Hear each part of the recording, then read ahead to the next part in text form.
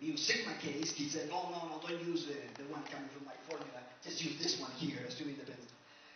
Well, he didn't understand what Jeffrey's prime was. That means that it actually measured the volume element of the statistical manifold.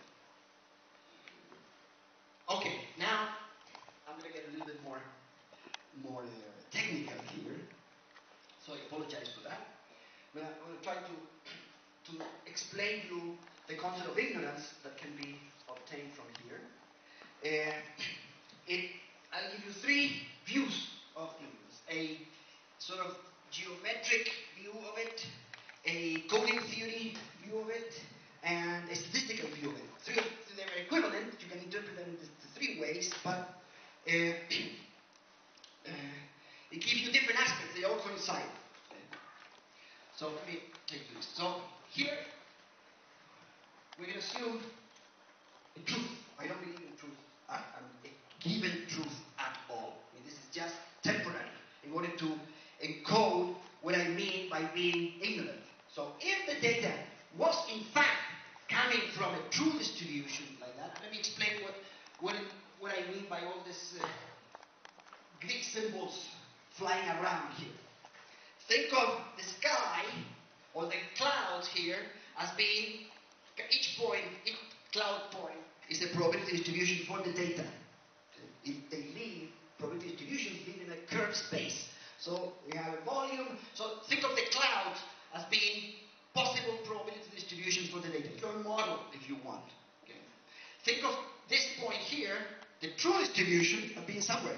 Usually the true distribution is not in your model.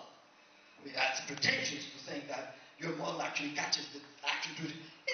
Since you don't know it, you have to guess it with this model. And here is the main source of prior information, as Ariel said, and I've been saying it for all the time. The main source of prior information is the meaningful data space, is that S that you choose.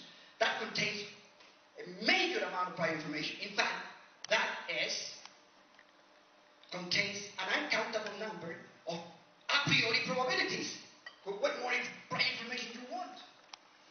Now, the prior, which is going to be a random choice or a choice of a probability distribution at random here, that's what a prior distribution is. You're picking points, cloud points here at random. Okay, so this omega and that pi, I plot them here. We're going to talk about them, but they don't live in this space. Now here you have a point, a probability distribution, a cloud point. So you see there is a measure of separation between the truth and the point that you pick here, that in order to be statistically significant, invariant under the symmetries of statistics, it must be one of these I deltas here, because those are all there are. There are no more. Either you pick one of these I deltas, or you're going to fool yourself, because I can essentially reparameterize a totally equivalent information statistical manifold, where what you call this measure here measures how difficult it is to tell this P apart from that T. It's a positive real number. You can get them only from this I delta functions here. Now, here is a variational problem. So we have this I delta. Delta is a number between 0 and 1. So it's nu here. But for convenience, it's convenient to pick up this one here, 1 minus nu, because the answer comes out a little bit simpler if you do it like that. So in other words, what am I trying to do here? I'm trying to, given a volume, a normalized volume, let's say, for the clouds. You have the clouds, and suppose we have finite volume. That's the information volume that I'm talking about, and you normalize it, and then you basically have the notion of picking up cloud points uniformly over the clouds. So that's the W here. That's what W means here. Now, postulate a prior distribution. That means another way of picking cloud points at random. Now, I'm looking for an ignorant prior distribution. So what do we mean by that? By ignorance, I mean, so two things. I want the prior distribution to be close to the uniform on the manifold. I mean, I want this pi to be difficult to be W. That means I want to minimize one of these I deltas, but I call it with a different parameter here because I have freedom to do that. I want to minimize the information distance, if you want, from the prior pi that I'm picking from the uniform W that I have here. But subject to the constraint, because ignorance is relative to a given truth. If the truth is there, I want my pi close to W, but in such a way that on the average, that means if I pick my p's according to that W, so here is a p there, then I flip that, I pick another p from pi, boom, I get that. That gives me a distance from t here. I pick another one, that, I give me that distance from t there. The average, I average out all this relative to the uniform, then the expected distance to t, I want that to be bounded by some amount. So I want to be close to the uniform, but in such a way that on the average, I'm not too far away from the truth. Well, this variational problem here, I call this the geometric metaphor, if you want. It has associated a very simple coding length metaphor, because by using a Lagrange multiplier here, I'm plugging this into just one minimization. You can bring this here into the objective function by taking a Lagrange multiplier, and then this looks like this. You're minimizing the expected distance to the truth, the distance, expectation taken according to the pi. So here you're taking the expected value. This pi is the density relative to the uniform W. So when you integrate, you're integrating over the manifold here, P, this is an integral over the whole points, cloud points.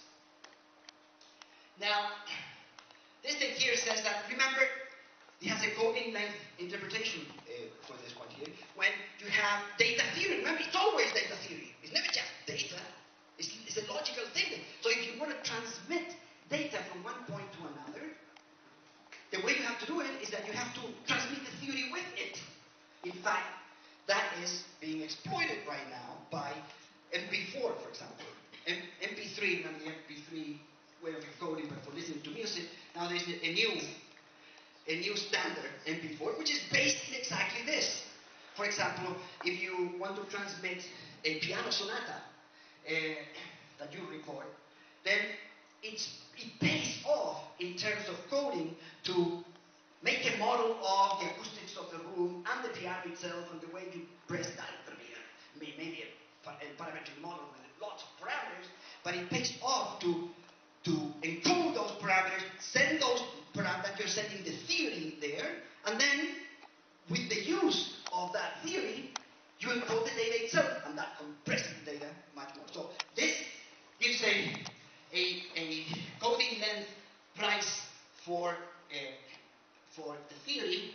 This encodes the data, and it's a weighting factor here between what is more important, the data or the theory. So that the solution of this, by the way, is a trivial variational problem. You can just two lines of the Euler-Lagrange equations are trivial here because there are no derivatives in the objective function. So it's just very simple. You can show that the pi that minimizes this thing here has this form. It's a sort of generalization of the student t distribution. It's a power law. So here we have something that is something to a negative power here. You see, when nu goes to 0, that means the exponent here goes to minus infinity, and this is going to 0 as well, so this becomes an exponential. So when nu goes to 0, this goes to e to the minus I delta. Now, by the way, these I deltas include in the extremes 0 and 1, the two Goldbach numbers, one way or the other. But these are all the ones that no others. So basically what you end up here is with a sort of a boundary problem associated to your problem. This is not just one distribution, it's a family of distributions indexed by this alpha greater than 0 that you have to pick big enough so that you can integrate. So this is a proper prior. Then you have this nu in the interval 0, 1, and this delta greater than 0. So these are three one-dimensional parameters. 3 for you to choose and for us to learn how to pick them. I'm going to tell you in a moment how they could be picked. Yes, I'm going to that. And t, which in principle is an infinite dimensional parameter. It's just a true distribution that you do not know. However, if you have the data, you have a very good idea around where that t is. In fact, that can be exploited. And yeah. By the way, here's the I deltas, how they look like. They look like this. In the for the unnormalized case, it's nothing but a arithmetic mean between P and Q minus a geometric mean of P and Q. This is always greater than 0 because the arithmetic mean is never less than the geometric mean. And in the limit delta goes to 0 to 1, you recover the two full-body numbers as well. Don't believe me? Just check out the references to see that this is pure math in the sense that it's just A equals A. Now, the statistical interpretation of this, and I think is easier, probably the easier to understand, which Ariel also told you a little bit about it, which is the following. Why are we entitled to call this an ignorance prior, or a notion of, objective notion of ignorance? Why? Because, look, this is what happens. If you take X and P independent from each other, that means, I call this the action for ignorance, which happens to be one can prove in 2 lines, but this is exactly the same as the one that I wrote here. Okay? The one I wrote here, it can be written also in this way, as a separation between the space of data theory, or meaningful data, if you want. So here you have a dependent distribution of X and P. That means a prior on P and a probability of, given that prior, given that P, that takes a likelihood P of X. That's all are depending on each other, written in a non-parametric way. But here you have the independent model. You pick up X from the true distribution, if you happen to know it. I'd say that. By the way, distributions are not true. That's another thing that comes from the minimum description bank that is pretty good. They are not true distributions. It's just an artifact that is useful for encoding data. It's just that nobody has ever seen and will never see a distribution. You flip the coin, you only see heads and tails. You don't ever see the probability of heads. It goes for the probability of heads, for any probability whatsoever. And unobservable, impalpable things. Now, the independent interpretation, as I said here. So you want the joint distribution of X and P to be as difficult as possible to discriminate from the independent. What more ignorance than the prior distribution doesn't know anything about the data probabilistically? That means if I know P, that doesn't tell me anything about X. If I know X, it doesn't tell me anything about P. So that is exactly what we mean by ignorance. Ignorance in such a way that this is as difficult to discriminate from there, subject to is as uniform as possible as well. In other words, this shows that this is a trade-off. Ignorance really is a trade-off between uniformity and independence. You want this to be independent. Independence means you want the solution to be as concentrated as possible on the projection of the truth onto your manifold model. That will make it completely independent. If you pick your prior distribution to be a delta function of this particular P, the closest thing to T, then you would be minimizing this thing here.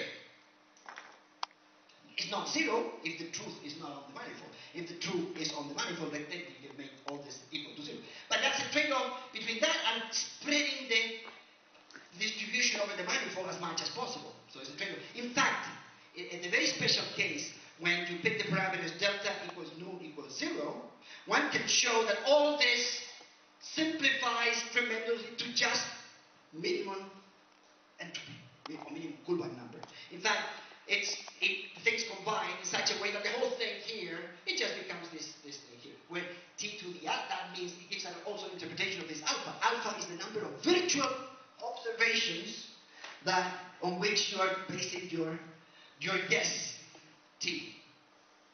And one can show that this is in the space of, when alpha is an integer, 1, 2, 3, and so on, this turns out to be equal to that. Okay, so what follows from all this? Is just talking or what? I claim